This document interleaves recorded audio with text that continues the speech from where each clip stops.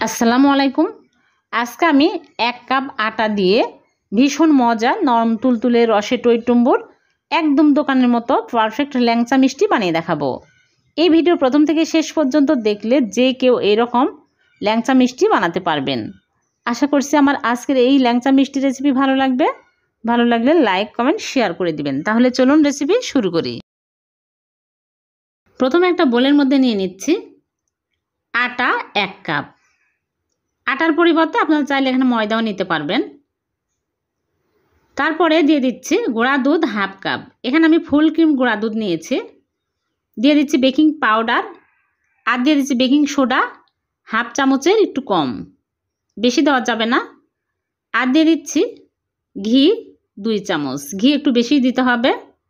তারপরে ভালো করে ঘষে ঘষে মিক্স করে নেব। একটু সময় নিয়ে ভালো করে মিক্স করে নিতে হবে।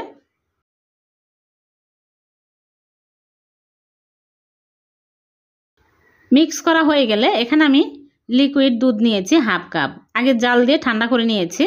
অল্প অল্প করে দিব আর মাখিয়ে নেব, একবারে ঢেলে দেওয়া যাবে না। আর এখানে গরম দুধ দেওয়া যাবে না, ঠান্ডা করে মেখে নিতে হবে। এই রকম সফট একটা ডো তৈরি করে নিতে হবে। আর এখানে 1/2 কাপ দুধ লাগেনি, 2 টেবিল চামচের মতো বেঁচে গেছে। এখন আমি সাথে সাথেই হাত ধুয়ে হাতে ঘি লাগিয়ে নিয়েছি। এই রকম করে অল্প অল্প করে নিয়ে আমি ল্যাংচা মিষ্টির শেপ দিয়ে নিচ্ছি। ল্যাংচা মিষ্টি একটু লম্বা বড় বড়ই হয়, আমি বড় বড় করে বানিয়ে নিচ্ছি। আর ভালো করে মিষ্টিগুলো একদম স্মুথ করে বানিয়ে নিতে হবে। একটা হয়ে গেল। এই রকম করে সবগুলো মিষ্টি আমি বানিয়ে নিব। যেহেতু আটার মিষ্টি একটু শেপ দিতে একটু সময় বেশি লাগবে, একটু ভালো করে ফিনিশিং দিয়ে নিতে হবে, তাহলে মিষ্টিগুলো ভাজার সময় ফেটে যাবে না।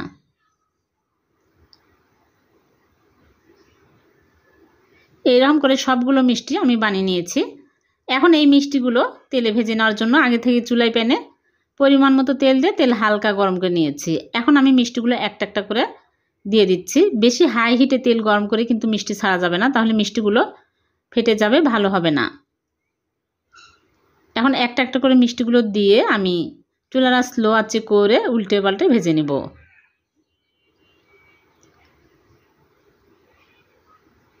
দেখুন মিষ্টিগুলো আস্তে আস্তে ফুলে বড় বড় হয়ে যাচ্ছে। আর মিষ্টিগুলো অনবরত উল্টে পাল্টে দিতে হবে, তাহলে মিষ্টির সব সাইডে সুন্দর কালার আসবে।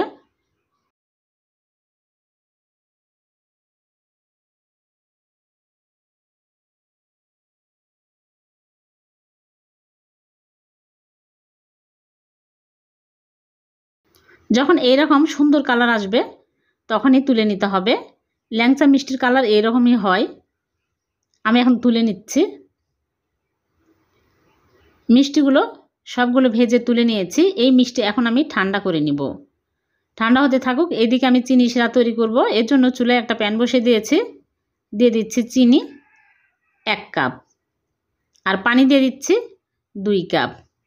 2টা এলাচ দিয়ে দিচ্ছি, এলাচের গুঁড়া দিলেও হবে। এখন আমি নেড়েচেড়ে জাল করে বলক তুলে নেব। জাস্ট একটা বলক চলে আসলেই আমি মিষ্টিগুলো দিয়ে দিচ্ছি। আর মিষ্টিগুলো এখন ঠান্ডা হয়ে গেছে। গরম শিরার মধ্যে কখনোই গরম মিষ্টি দেওয়া যাবে না, তাহলে মিষ্টিগুলো চুপসে যাবে, ভালো হবে না। এখন আমি ঢেকে জাল করব 5 মিনিট হাই হিটে। 5 মিনিট জাল করলে হয়ে যাবে। ফিরে আসলাম 5 মিনিট পর। এখন চুলা থেকে নামিয়ে ঢেকে রেখে দিব ঠান্ডা হওয়া পর্যন্ত। ঠান্ডা হলে মিষ্টিগুলো সার্ভ করে দেখাবো। ফিরে আসলাম। মিষ্টিগুলো ফুলে একদম রসে টইটুম্বুর হয়ে গেছে। এখন আমি মিষ্টিগুলো তুলে নিচ্ছি।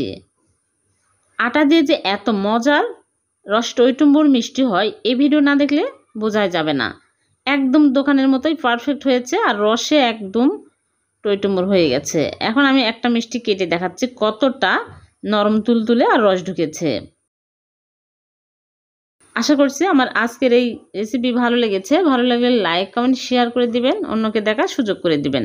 আর এরকম নতুন নতুন রেসিপি পেতে চ্যানেলটিকে সাবস্ক্রাইব করে চ্যানেলের সাথেই থাকবেন।